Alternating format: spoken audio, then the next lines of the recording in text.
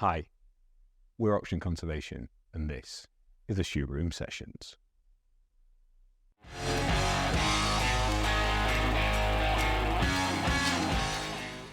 Hi, Emma. Hello. Welcome to the Shoe Room. Thank you. Can you tell people out there who you are and what you do? Yes. So I'm Emma Sueref. I am a sustainability professional and I'm working at Coreus Group as Director of Sustainability and Growth. Cool. My favourite question on all of these Shoe Room Sessions is, can you give us your career contents page? So take us back to where you went to school and the fundamental bits that got you to where you are today. So I was born and raised in Hampshire, so I went to private school in Hampshire, and I stayed there actually in quite a bubble until I was 18. And then I went to university down in Plymouth, which in itself was quite a culture shock. So why that change? What made you go, I want to go to Plymouth? Well, if I'm honest, I missed my grades, so Plymouth was my insurance university. That's interesting. But I wouldn't have changed that for the world. It's where I met my partner and led to kind of everything in my career. So I'm being down in Devon, that's what pulled me here. So I'm going to dive into that. So missing the grades, did that feel like a failure at the time? Oh, absolutely. And did you carry that heavy? Yes. Okay. And but I think it's probably the best thing that happened. why? So I didn't know at the time, but my undergraduate degree was in environmental science, and Plymouth's actually really well renowned for environmental science and the lectures that they had, at least at the time. I don't know what it is now. But I didn't know that I was targeting Russell Group universities. I got into all 5 of my choices, and it was Leeds, Southampton, Bath, and Nottingham, and then Plymouth was my insurance. So yeah, absolutely felt like I hadn't made the cut. But I think the course and where I sat within the course and the people that I met and the fact that there was more a mixture of people at Plymouth University than there might have been at some of the other universities that I might have gone to. I think it turned out better than I could have ever planned for myself. So I think those we're going to come on to the rest of your career, but you've had the most meteoric and successful rise already, which I know you're going to downplay, but I'm going to say how amazing it is. So we'll have to work with that.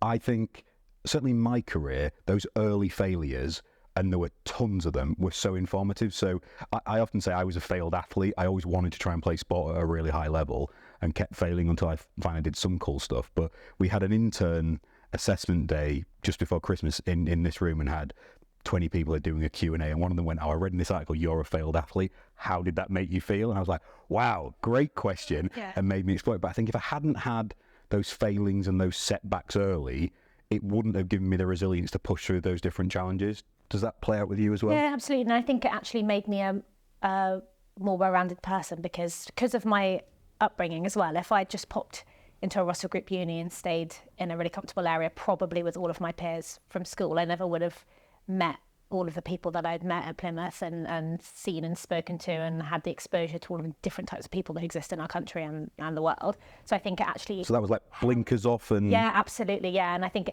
And because I stayed at the same school from... My mum taught at the school, so I went to the creche. So it was 6 months, right the way through to 18. This one estate just didn't leave, really. It was a boarding school and I just stayed in that actual bubble. So I think, and going pre-Plymouth, to Plymouth, did you know it was a bubble, or it was going to Plymouth that made you go? Oh no, I thought that I was a nice, well-rounded teenager that knew what I was doing. Went to Plymouth and was like, oh, okay, yeah, no, right. So my upbringing was not like everybody else's upbringing. But I think it was nice because it made me kind of reevaluate what I wanted and why I wanted it and who I wanted as my friends and, the approach to things like money and, where you place your values. I think if I hadn't gone to kind of like a normal university, I would have probably not had that. I find it really striking kind of unnerving when people say, oh no, I'm the same person I've been all my life. And I think, how? Like I reinvented, so I've learned some things, made some mistakes, failed some things and gone, wow, I don't like that about me, or I didn't like the way I did that, let's make that better, and then change. So Chris, our Director of Natural Capital, he says the same thing. He's been like 5 or 6 different people in different chapters of his life. It's about growth, isn't it? And for some people, they're like, oh no, I've always been, I think, wow, that's kind of scary. No, I had a big shift between kind of being a child, although 18 isn't a child, but being at home. To going to Plymouth University, and then obviously that's a chapter of your life, and then you're kind of in working adult life, aren't you? Totally why I call this question the contents page, because it is chapters. Yeah, totally. Exactly that. Okay, so Plymouth. So I did environmental science as an undergraduate degree, and then I wasn't really sure what to do after that. Environmental science was a bit more theoretical than geography, but it was still very textbooky. So because I was a woman and I was at Plymouth, I did quite well in my undergraduate. They actually offered me a scholarship to stay and fully funded my master's degree for being a What was the gender STEM. balance of your degree? I don't think it was too bad on environmental science, but I think the rest of the kind of STEM courses and that school was more male dominated. So they offered that year, I don't know if they did it previous or after, but they offered a suite of kind of scholarships to people to stay on and kind of do master's degrees in similar kind of top up subjects. And would you have wanted to do it if they hadn't have offered the scholarship, or the scholarship made you go, do you know what, I will do it? Yeah, so I wanted to do it, but probably couldn't justify the extra fee. I was the first year of that $9,000 increase. So it was kind of weighing up, I need to get a job and, what's out there. I would love to carry on studying. Even now, I'd still be studying if I could. Oh, really? That's interesting. Yeah, I was saying the other day that actually this is the longest period of my life where I haven't been studying something and that I'm actually itching to do something. So yeah, that opportunity came and I thought, well, do you know what? I'm not going to drain anything off my mum. It's fully funded. I just need to get a job to pay for my accommodation. So I'll stay. And I worked through doing my master's degree. And that was in environmental consultancy. So it kind of took it from theoretical, fantastic knowledge, field work, lab studies, etc., to being actually something that was... And was that the first job you'd ever had? Like when you talk about your bubble upbringing, did you have like part-time jobs then? So we did like a trial in a pub and we did like a kind of volunteering in a Sue Ryder charity shop, but no. So that was Not your really. first job was when you were doing the masters as well? Yes. That's so interesting because I look back now and think, so I laboured on building sites and steelworks and oil refineries and unloaded nappy boxes for a summer out the back of a lorry with a 7-foot Estonian guy who couldn't speak English, and he went, you do the bottom ones, I'll do the top ones. But I look back now and I'll catch myself applying something I learned in that environment to now think, oh wow, I had no idea I was learning that then. Yeah, I didn't have any kind of workplace skills until... So were you nervous about starting a sort of employment for the first time? Yeah, I think it was just a completely new, I've always been in a studying sort of mindset. I always think about study periods like 2 or 3 years because like GCSEs, A-levels, degree, but yours was 21 years. Yes, yeah, it was very stretched out, yeah. And I think it was, I did a couple of things. I did kind of outbound insurance sort of calls in a call centre, and then also bar work, and then the bar work one I did for a longer stretch of time. So it was quite a challenge doing kind of night shifts and also studying, and I really wanted to do well in my master's, so it was sort of balancing them all against each other. But yeah, it was interesting. Okay. So the master's was focused on? Environmental consultancy. So it was taking the theoretical kind of knowledge that we'd learnt on the undergraduate, and a few people did do both courses with me, so some people that stayed the whole time. And what specific area of the environment was the consultancy focused on? All of it. So it was everything really. We picked different modules, but it was more around the skills of consultancy rather than obviously there's a bit of knowledge about environment in there, but, just in case you hadn't done a degree that was applicable, but it was more around how you use them to help make business decisions or write reports or kind of inform other areas of consultancy. And we had a module on, that was like a placement piece. So I chose a engineering company up in Exeter. So I got the train up from Plymouth to Exeter because I didn't drive either at this point. It's one of those people that didn't learn until really late. Why did you choose that company? What was the draw? So they were doing a really exciting project at the time. I can't remember the name of the road, but it was an upgrade to one of the big roads through Somerset. And they were doing loads of bats, great crested newt, dormouse surveys within kind of the buffer area of the road. And it fell perfectly in the calendar year to go and help with that. It was a small team, and I just thought, I'm going to go try be an ecologist, and I actually really loved it. But I think it probably didn't have longevity for me. Because? I don't know. I think I enjoyed it, but I don't know. I quite like learning, and it wasn't mentally taxing enough. Yeah, it was fun to be out and about, and I love the countryside, and I love the speaking to people and seeing the outdoors and all the new landscapes. I got chased by a cow one night, which was fun. But I think I probably would have got bored with not using a bit more of my brain power and strategic thinking and that side of my brain. But it was good, and it was a good experience to have as well, because it meant that I was kind of out there doing it and delivering it, and actually sat a bit before my birthday, the year that I was doing it, and I remember putting out dormouse boxes in hedges, and I got kind of scratches like all up my arms putting things in hedges. And I went out for I think it was my 22nd birthday, maybe my 21st, and I was very interested, and I had all these scratches up my arms, and I had to explain that I'd been putting out dormouse boxes into hedgerows, which was quite interesting. But yeah, it was a nice period of learning, and again, it was like a proper business, an actual business, and it was kind of a glimpse into what a career might be like. But yeah, it was 3 months or something like that. So yeah, a little placement. But so next step. So finished my masters and thought, okay, I liked being in ecology, but maybe want to use my brain a bit more. Obviously, searched the internet high and low for jobs in environment. I think it was 2016. I think. And were there lots at that point? So I struggled. Well, there was a lot, but they were looking for experienced professionals at this time. Yeah. So I applied literally hundreds. I had an Excel spreadsheet, and I'd kind of logged every opportunity when I applied, what I said, what process. I did so many kind of online maths quizzes. So for people applying for jobs out there, do that. And every application you ever do, keep and break it down into sections so that as you're going through your career, you can put a bespoke application in really quick, because you've already written the 5 paragraphs you need. Just rejuggle them. The amount of people who either just put in something generic or just start again. Oh, yeah. Yeah, and I had tailored bits for different types of roles, because I was quite open to a variety of just different environment and sustainability jobs. Yeah. I did apply for hundreds. I think it's like a funnel. So you apply for hundreds to speak to people about 10 to get 3 interviews to get 1 job. Yes, yeah, and I went to a couple of interviews. I think it was only 2 or 3 interviews actually at this point, but everyone at that time was looking for maybe one person to be in their business, but that one person had experience, and it was kind of new to me that you could have done 4 years of university but not have any experience. Yeah. So that was a bit of a curve. And I had the exact same experience. Yeah. So I came out with first degree PhD, and everyone was like, "Oh, you're overqualified or underexperienced." Exactly that. And it's like, how could the best and one of how those? can I get experience if you? Yeah. Yeah, totally. Yeah. So that was an interesting. So I kind of changed tack and went, right, okay, what industry might I want to get into? What do I know about?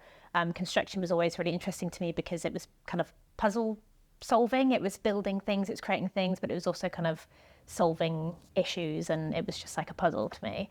And I also knew that obviously there was quite a long way to go to make it probably more environmentally friendly and sustainable. So I thought maybe this is a future, a good place for when I do get into proper environment sustainability roles. So I thought construction. So you saw the absence of the environmental side of it as an opportunity. Yes, yeah. At that point, what you described about the scholarship side of things, had you also spotted the gender imbalance as being an opportunity as well? Yeah, and it was kind of like engineering, but I'm not quite there. I'd probably have to do some extra sort of studying to be qualified to go into that area, or it was kind of just broad construction, get embedded somewhere and then kind of work my way into it, which is kind of what I did.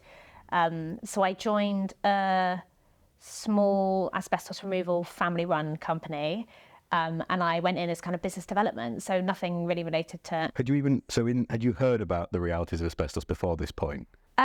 Vaguely. We'd obviously learned about it on modules, but thought this is something that I could... The job itself, I could be good at this job. It was basically writing essays, it was tender writing, it was business development, and it was being organised. It was a small team, and I thought I can slot in here and this will be nice. So I took that role as it was like business development coordinator, and then the woman above me left and I became bid manager, and then I ran a little team, and I thought this is really nice. Maybe I can do this somewhere bigger. So I joined Gallifrey at the time, construction, so similar role. And then I stayed there through lots of different mergers until very recently when I moved to Coreus. But I worked my way through business development into land, and then kind of like planning and development, so buying land and planning housing developments. What was your sort of time in role throughout this period? How long would you... So I was about just under a year in the asbestos removal contractor, and then I was maybe 3 or 4 years at a regional southwest level in business development and land and development.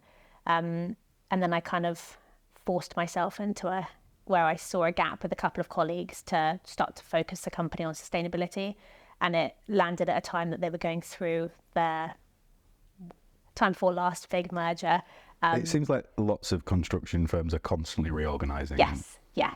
And I think it fell at quite a nice time because it was new people at the top thinking, oh yeah, we do actually need to refocus.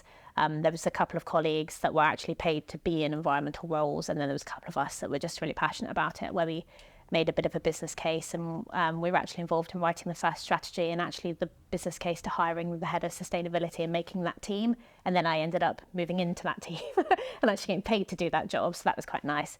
And then I think it was about 1.5 years in that role before I moved across to consultancy, which is obviously completely different, but using the skills that I've picked up along the way. So let loop back round, really. Yes. So talk to us about the current... Yeah, because that's what I did for my master's in, which I wouldn't have ever seen coming. Yeah. So talk to us about that current role. So it's Director of Sustainability and Growth. So it's a small construction consultancy based Bristol and Southwest, but covering quite a lot of the country. And does that feel like home to you now, the Southwest? Yes. Yeah, it does. Yeah, absolutely. The business was set up originally as a construction consultancy, so project management, quantity surveying, bit of building surveying. And a couple of years ago, they made a standalone separate division to do sustainability consultancy services. So I've come in to basically sit over that division and drive that team and provide services to the clients we already had in construction, but also kind of look outside at non-construction related projects also. So helping with strategy creation and carbon accounting and whatever people want, basically. The timing of that seems perfect with how much of a hot issue that is at the moment. Yeah. Pun not intended. So team under you at the moment as well? And what does that feel like? So is this your first leadership role, or did you have... So first, no. So at the asbestos removal contractor, we were line manager, and I've been a line manager before in Galliford Tribe, but this is the first time I've had a proper team that really felt like my own actual team. Well, what does that mean to you? Nice. Unpick that. Just, it feels like we all help each other and act like a team, and we all take ownership for what we're doing. No one's got slopey shoulders, and it's actually quite nice. We'll help each other out, and we've all got very different skill sets. So regardless of where we all are in different roles and what our responsibilities are, we all help each other out depending on what our strengths are, it's really nice. It feels like a team should feel like. And if I asked the team that about what it was like to work for or with you, what would they say, do you think? Oh, you'd hope they'd say the same, but no, I think we're all happy with where it is at the moment. It's a relatively new team, and I think that there was a team member that was there prior to me joining the company, and I think that's been a bit of a journey for her because she's had a couple of different people in that leadership role before me. But I think now it probably is the first time that we all feel like we are running as a team and that we're doing well. We're growing. We've got really good clients. We've got exciting projects, and we all get on, which is quite nice. We can be social as well as at work. So I've in various different chapters of my career, I've gone from managing no one to a small team to big teams, and the biggest team I managed before leaving the public sector was like 450 people, the last team, and I never want to do that again. Yeah. So the type of relationship I want with a team, so there's low number of 20s with us at the moment, but you can know everyone as a person and try and help and work together in that way. I just couldn't at 450, and I tried to, and it's just not possible. No, and the type of manager that I always want to be is someone that is actually invested in people's development and their growth and making sure that they're happy. And you can't really do that if you've got too many people that you feel responsible for. No, and I'm really bad at not fixing something. So when people have got a problem that they just want to tell you about, but they don't want you to fix it. Yeah. I've had to work really hard to try and recognise that bit. So my wife now will say, are you just telling me, or do you want me to do something? And when I had, so early in my career, massive team, people would come with their problem. I'm going to try and fix that. So my wife used to have me on sort of the track your friend on your iPhone, and I'd leave the desk at like 5:30 to try and leave the office, and at 7:30 she could see I hadn't got out the building because I'd stopped at like 4 desks and just everybody, and just trying to do in that regard, and it doesn't scale the same way. No. In that sort of role, you have to be prepared to say thank you very much, shake hands and move, shake hands, and I don't want to be that person. I want to get involved. So what does so going from PLC house builder to small, how would you describe the differences in sort of culture and style of working? Oh, it's completely different. I think for me, on like a personal level, I honestly, if you'd spoken to me, which you did this time last year. Yeah, which we were talking earlier, you thought it was like years ago, and it was like 12 months. Yeah, this time last year. But it was January, right? Yeah, we came to visit this time last year while I was, I was working there. I was happy, and I think at that point in time, I would have told you that I would be there forever. I would have had money on the fact you wouldn't. Our entire team was just like, Really? wow, she's amazing. Yeah, because you just had so much passion and enthusiasm, and your ability to make relationships with people quickly and authentically. You can just tell. You walk into a room and there's just a difference in terms of people's intellect and charisma and warmth. And so I wasn't surprised when the next job got announced. But anyway, sorry, go on. Yeah, so I thought that I'd just be there forever. I always, not necessarily that company, but I thought that type of environment. I thought kind of corporate PLC, large company. It's the reason why I moved from a small asbestos removal contractor to a large company, is because I thought that would be me. Because what did you think you were getting? I don't know, but I always thought that a large company comes with security, all the training opportunities, the support, more people. Did anyone ever tell you that, or you just sort of I think thought it's perception. Yeah, I think it's perception. I had this really interesting chat with one of the team this morning who they're trying to grapple with, they're early in their career and they're trying to grapple with the perception there should be consistency and security.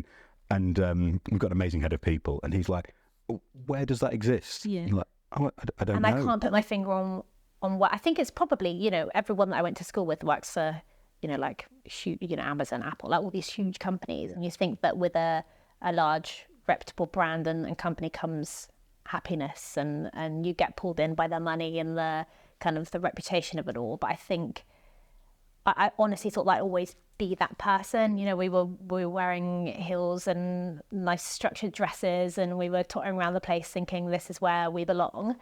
And yeah, I took a huge risk that even now, I was talking about it last weekend when I had friends over, that I can believe I made the decision, because I'm happier than I've ever been, but I'm not really a risk taker. In what way do you perceive you took a risk? As in just leaving comfort, and I've been there 7 years. And But it wasn't real, right? I think the thing about big corporates is there is a facade of you're getting structure and consistency, but how many change programs, mergers or whatever did you go through? In reality, at least 3, yeah. So there isn't security. What there is a lack of transparency, not because people don't want to tell the truth, I think, just because big corporate machines to do things. If you have to hand a baton off to 50 people, it takes a long time, and committees are intentionally there to make very solid, slow decisions. Whereas you go into a startup world, we can change something in 2 minutes and adjust and adapt and things. The flip side of that is if you're someone who doesn't like things changing rapidly, don't work in a startup environment. Yeah, absolutely. Exactly that, or you can't keep up. Yeah, I think that was it for me. Is I thought that perception of whatever I thought I was getting from a large corporate was always going to be me, and it absolutely served a purpose, and I would not be where I am without that type of company and the roles that I did. But joining when I joined, I think there was 30 odd people at Coreus startup, especially kind of joining the sustainability division to lead it. I mean, it was tiny. We had sort of like 9 clients, and we didn't really have much of a direction on where to go. And I think that was terrifying, but it was also really exciting, and it was so different from anything I've ever done. I've never run a business before, so it's completely different to anything that I've done. But that's the biggest smile you've had when you were like, because the excitement. Yeah, so and it feels like home now. The difference between PLC Emma and today Emma, how would you articulate the difference between what that meant to you personally? Gosh, I don't know. I just feel happier. Yeah. I feel like you can really own your decisions, because they're actually your decisions, and that sounds like you can be you now. Yeah, and the team around you actually support you and help you get to where you need to be. If you've got a problem, you can actually talk them through with people, and you get to where you need to get to. But I think it's a sense of ownership. Yeah, you sound totally free with it. Yeah. So I'd like to dive into the current role and the day-to-day stuff now. So can you give me a kind of overview of the type of clients you're working with and hope to work with? Yes, yeah. So we're some of our work comes from the construction side of the clients that the other parts of the businesses are working with. So we've got a mix across sector of education, so lots of multi-academy trusts and higher education as well. A little bit of healthcare, quite a lot of residential projects at the moment, and then kind of like commercial and retail as well. The division's split kind of broadly in 2 halves. One is around project certification, planning support, so it's kind of BREEAM, SCAR assessments, very much construction focused around helping on kind of reporting and data management KPIs, helping contractors do that side of things. And then the other half of the business is really around ESG strategy creation, carbon accounting, and the more kind of organisational pieces of work. So we've got quite a split between the clients where we've got more kind of, I'd say, private developers and some kind of multi-academy trusts that have received public sector funding doing that stratification stuff.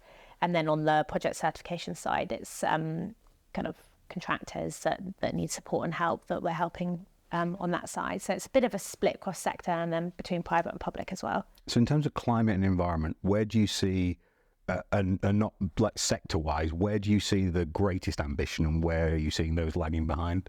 I think it's a complete mix. So we can. That's interesting. Yeah. So we've got sort of, 4 multi-academy trust clients, for example, that are comparatively in the same place of their journey. They've got roughly the same structure. And they're all in the southwest?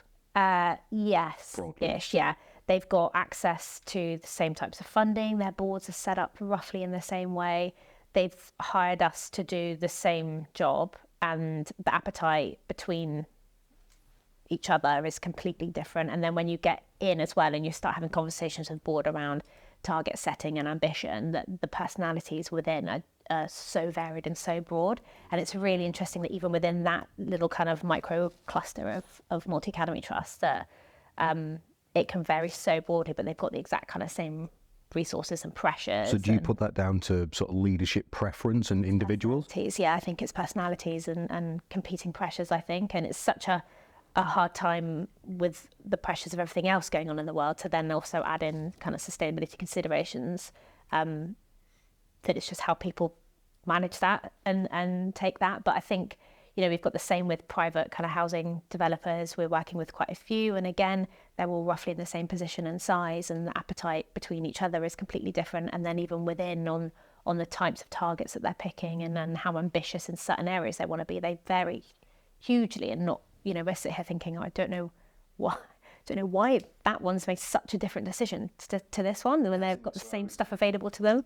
So my mind was popping with ideas of why that might be the case, and I was going to ask, do you think it's a personal preference or like a moral position, or are people seeing it as a competitive differentiator in the market? Yes, there's a couple of things where it might be that they either want to stay they don't want to pop their head above the parapet in some cases, but they want to be a leader but in the pack, or in some cases they go, right, there's a huge gap here, let's go here, but actually everyone's doing that, so we don't need to worry about that. They'll assume we're doing that, and it's a big mix. But I think it is just down to personalities on who shouts loudest today in that board meeting. And we've been in quite a few kind of board level presentations where we're going through target setting and making those key decisions, and it could go either way when we sit in those rooms. And it's really interesting from a kind of stakeholder analysis point of view how kind of one person can sway a whole organisation's direction, which shouldn't be news, having worked with lots of differing opinions of sustainability, but it's surprising every time. It just makes me I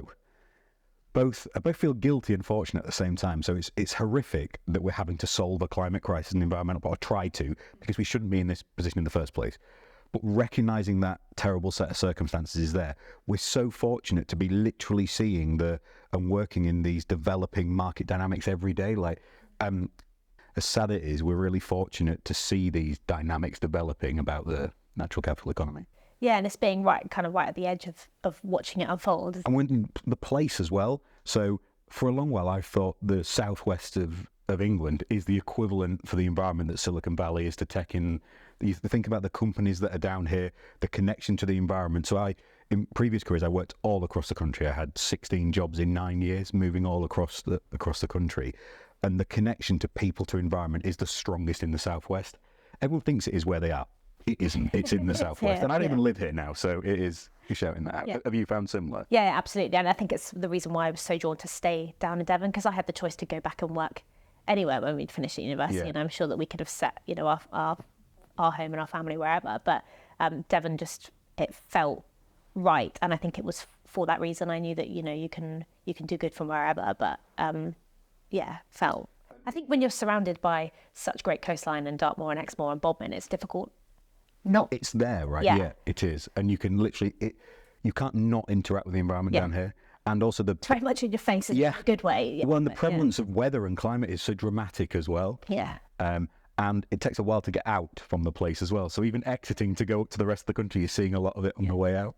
I was going to ask, so where's that balance now of Because for me, if we go back even 18 months, all the conversation was about carbon and climate. Now I would say it's 70-30 carbon versus nature. Where are you seeing those conversations about people thinking about the nature side of stuff as well as the climate? Yeah, I think it's a mix. I think it's much easier for people to understand the environment because it's a bit more tangible in the most basic sense. And I think it took a while for people to grapple with carbon as a concept. And I think a lot of people still struggle there because you can't necessarily see it. Yeah. And I think now that people are starting to see the effects of climate change, it's now shifting the balance back to other areas. But I would say that actually quite a lot of people are focusing on a third area, which is around the social value and the people part. And an awful lot of our clients are saying, we want to add in and actually speak about social value as well as all the other areas. So when we do strategy, we do ESG, so the whole spectrum, and adding governance and stuff as well. But social value is often something that I historically had to kind of like push and work to be like, maybe we should think about our liquor SME spend. Maybe you should think about kind of where your materials are coming from. And it was all linked into climate and environment also. But I think people have got I think it might just be that they've now understand what it means. And I think we need to be careful of that because to us, our goal is to scale conservation, which means positive environmental and social impact. And it's so linked, but we need to remember on forums like this, I do, that we have to keep saying the social bit as well because people don't understand that it's one in the same. If you're purely going to do conservation and lock away hundreds of thousands of acres and say people are off the estates, people can't come in, people can't, then what are you doing it for? It needs to be people and the environment. So you're absolutely right to flag that. That's that education piece as well. But I think in the construction industry, social value has been on the edge, and a lot of the bigger players have known about it for years and are doing it quite well, or at least shout about it quite loudly. But I think it's now actually starting to become the business as usual. So now it's pulling some of the environment and the climate stuff along with that, and then you've kind of got the way the three-legged stool works, where all of them help each other. And do you think the environmental agenda is helping pull talented people into the construction industry? I think so, yeah, because I think it makes some of those roles accessible to kind of professionals that might not necessarily have seen construction as a viable choice. But I think, companies across all sectors, across all industries, need good environmental and sustainability professionals. And I know there's a bit of a skills gap. It's almost the opposite problem that I had at university, where there was not enough jobs and too many people, and now there's too many jobs and not enough people to fill them in. We recorded a podcast last night with our head of data visualization, Lara, who looks after all our sort of spatial data modeling, and she said when she was looking for her next job, there were pages and pages of GIS analyst roles. And our job title was someone awesome at GIS, because to stand out from that just crowd of everything, how do you differentiate that role? And we try and do that with playful job titles and a bit of a different culture and things. But I think you are right. It's really exciting that there are so many roles there now. I think we're trying to do is make those roles aspirational and well paid, so that when people say to their parents, I want to be an environmentalist, they don't say, do you mean an accountant? No, an environmentalist is a career path now that you can take. Yeah, absolutely. And it's also nice and refreshing to see that those jobs that are everywhere are all levels as well, and that people are actively looking for apprentices and trainees, and just normal consultant level, but also the seniors and the directors as well, and business leaders, because I think it took a long time to break out from we need one person in our company to lead environment and sustainability, and now it's actually we need a whole range of skills and different backgrounds to actually help move a company in the right direction. But I think that's very different now. I agree. So if there's companies out there who haven't yet meaningfully started on their journey of looking at their climate or their environmental impact, what should they be doing next? Do it. I think it's starting. I think companies are starting to realise that by addressing where their business needs to go sustainability-wise, it can actually save them money, help retain good people, but also give them that competitive edge and make sure that they as a business can remain. The one we hear the most is about recruitment. They say talented people now say they've done their homework and say, talk to us about this part of your business. Yeah, absolutely. And I think so we're always kind of recruiting company-wide, but also specifically in the division. And the amount of candidates that have almost blindsided me by saying, well, what are you doing? I know you help clients sustainability. What about your company? And we've got a whole raft of stuff to say, but being a sustainability business hiring sustainability professionals, you kind of expect the question, but it was such a kind of bold oh yeah, actually, yeah. And then you try and buy their name because that to them is the most important thing. And yeah, people would never ask that in interviews kind of 5 years ago, would they? So, No, so the dynamic has changed, and I think the most talented people know that they're in demand and can really quiz. And I love that when they people are voting quiz with their us. feet, aren't they? Now Yeah. people are leaving companies that don't serve their purpose anymore and are going to others. And I think that's shaping the market. And I think that people can really pick where they want to work now. So that segues on beautifully to the fact that throughout your career already, you've worn lots of different hats. Yeah. So, regional board member for RICS. Yes. Talk to us about that role and how they're grappling with sustainability across the built environment sector. Yeah. So, so the RSS are global. So they've got they should have quite a unique perspective on the construction and built environment globally in terms of what they're doing sustainability wise. I think historically they might have been open to a bit of criticism about being a bit slower to catch up and be at the forefront, but I think it's starting to change now. They published their 2023 sustainability report fairly recently, which is actually really good. It's got some quite good insights in it, so I recommend a read if no one's read that. But they're also kind of getting to the forefront again and publishing their kind of revised edition of the whole life carbon assessment method has made quite a big difference. We're seeing our clients come to us and say, we want you to use this methodology, and us going, oh, okay, well, that's what we would have, opted to do anyway, but it's actually serving as a global standard now, which I think is driving kind of consistency across accounting methods. I think, it's useful understanding what your project's doing in terms of whole life carbon, but if there's no consistency around how that methodology is kind of monitored and managed, it's kind of useless. So having that consistent approach is, I think, going to make a big difference. And like I say, we can see it being adopted already, which is really good. But they consult, because they've got that global base, they consult with, I think it was over 30 countries or something, their last sustainability report. So it gives quite a unique perspective on what's going on elsewhere, which can be a little bit depressing, but it's also quite inspiring.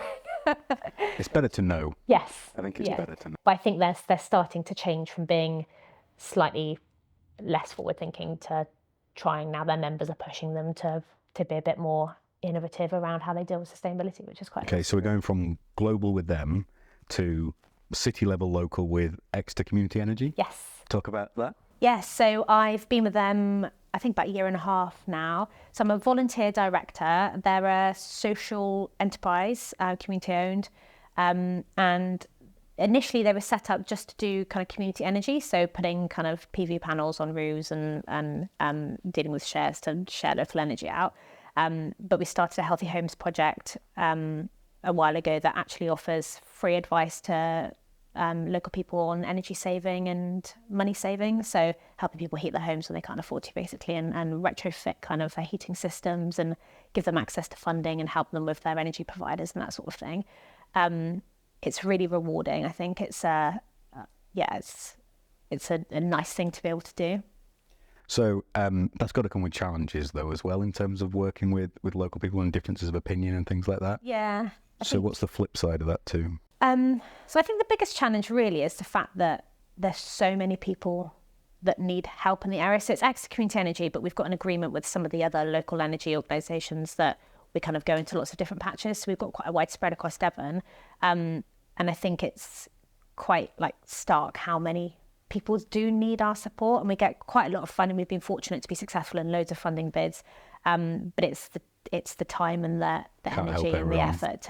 We've got a team. I think we're up at 20 odd energy advisors that are paid, and then the directors are all volunteers. So it's kind of the flip between directors making decisions and trying to run and shape the business alongside their day jobs, and then our paid professionals out doing a fantastic job, but not quite being able to get to everybody. We started a retrofit line,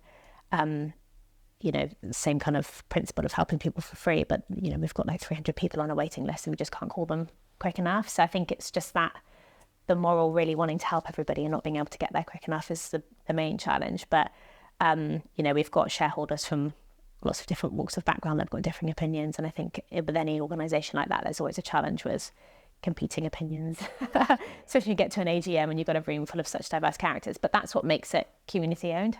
So speaking of diverse opinions, you've been a parish councillor as well.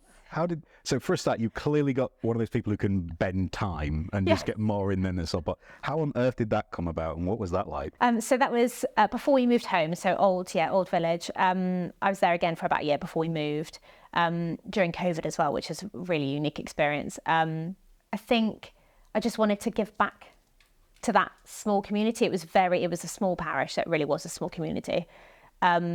And there was lots of kind of upcoming developments in the area that I thought that maybe the parish council wasn't necessarily that well versed in understanding the planning system or how that worked or what it really meant. So I thought that I could really add a skill set, and they had a vacancy, so I thought, why not? So I joined, and that was an eye-opener. I mean, it was my first experience of local government and how that works, and you've got to stand up to speak and you've got to address the chairperson as chairperson. And I think it was just a very kind of shaping experience. It was good fun, fantastic characters, but I think it brought home how little, if you're not in the planning, property development, construction industry, how little you might know about how things work. And I think I've probably taken for granted my knowledge of the planning system and how long things take and why you might put in certain heating systems and kind of stuff that I thought was just my normal, but obviously isn't everybody's normal. Yeah, you don't know what other people know or don't know, right? Yes, yeah. And we had a planning committee, and, I sat down and I actually told them about the planning process that they'd been going for decades prior. So it's kind of... That's really scary, isn't it? Yeah, but it was nice because I managed to actually give something. And they were ever grateful, and they really understand now. And I'm still in contact with everybody there. And they've got a nice development actually being built on the edge of the village that they had a proper say in shaping. That now the community is actually happy about having, whereas previously they were completely against all sorts of development, no matter how good it might be, because they just didn't understand how it might help them. So it's going through the social value benefits, what they would get, the SIL money, the Section 106 money, the types of houses it might bring, the types of people it might bring to the area. So, it was a nice experience, but it was during COVID, so it was also a bit of a weird experience. Yeah, I bet. So unsurprisingly, all that comes together and sees you listed as one of the 30 people under 30 on EDI's list.